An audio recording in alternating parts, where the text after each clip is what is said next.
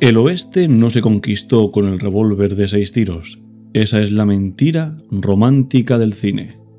Antes del ganado y antes del oro, el oeste era silencio, un silencio blanco y brutal. En ese mundo, la supervivencia no dependía de duelos al sol, dependía de comer, de obtener pieles, de defenderse de un oso a 3 metros. Necesitabas una herramienta que no fallara a 30 grados bajo cero. No es un fusil de precisión, no es un arma militar. Es el Northwest Trade Gun, el fusil de comercio indio, la herramienta que se mantuvo disparando desde los tiempos de la colonia hasta bien entrado el siglo XX. Hoy limpiamos el mito.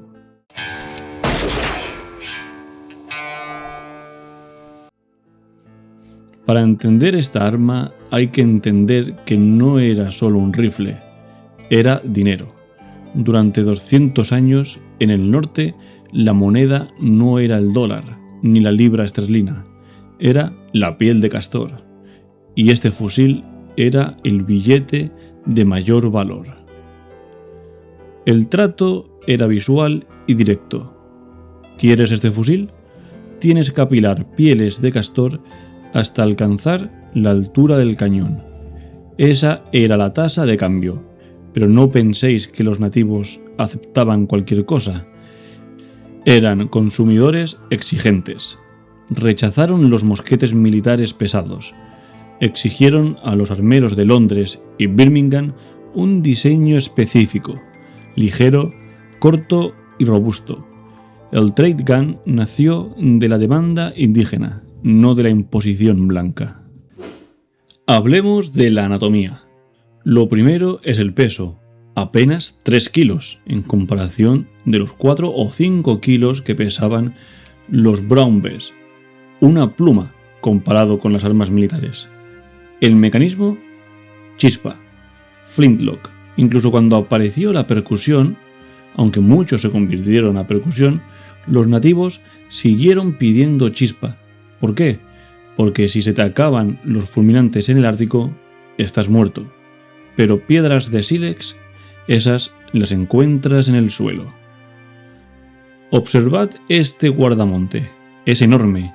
Está diseñado así para poder disparar usando guantes gruesos de piel en invierno.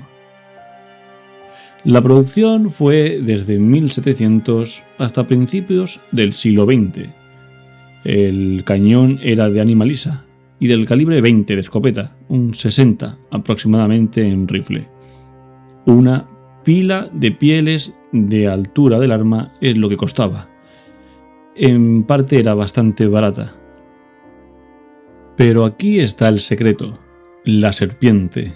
Esta pieza de latón con forma de dragón para los compradores indígenas era el sello de calidad.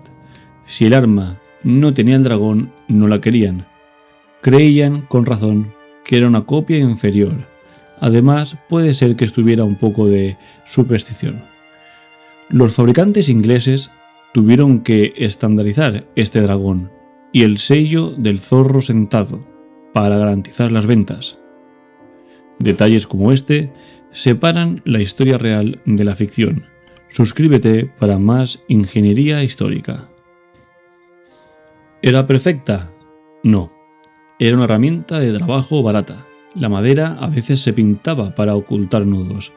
Los muelles podían romperse con el frío extremo si no se templaban con cuidado, y requerían limpieza constante con agua caliente para que la pólvora negra no corroyera el cañón.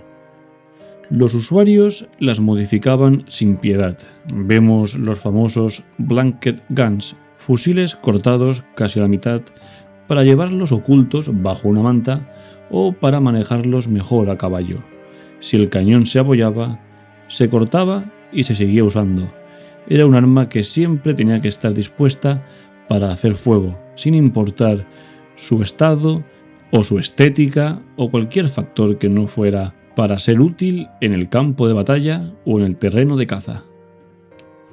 Existe el mito de que los blancos vendían estas armas de animalisa sin estrías para que los indios tuvieran mala puntería y fueran una amenaza menor. Es falso.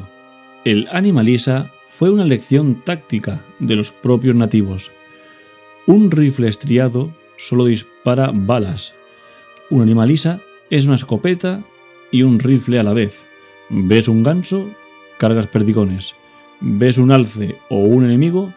Cargas una bola sólida de plomo. En la supervivencia, la versatilidad gana a la precisión. Aunque su precisión no llegaba a más de 50-80 metros, era más que suficiente. Además, un animalisa se carga en la mitad de tiempo que un rifle. En una emboscada a corta distancia, esa velocidad vale más que el oro. Lo más increíble de este trozo de hierro es su longevidad.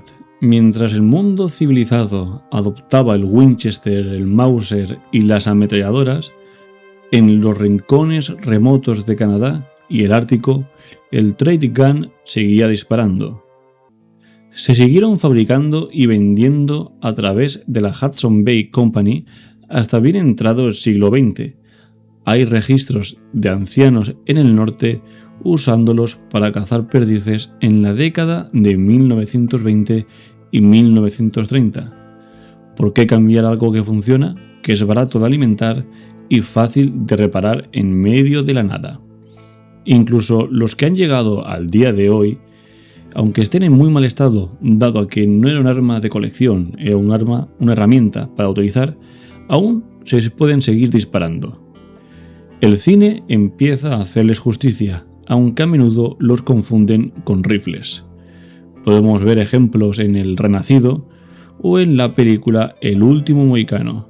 Incluso marcas actuales como Pedersoli siguen haciendo réplicas, porque disparar uno es volver a una era donde cada tiro contaba.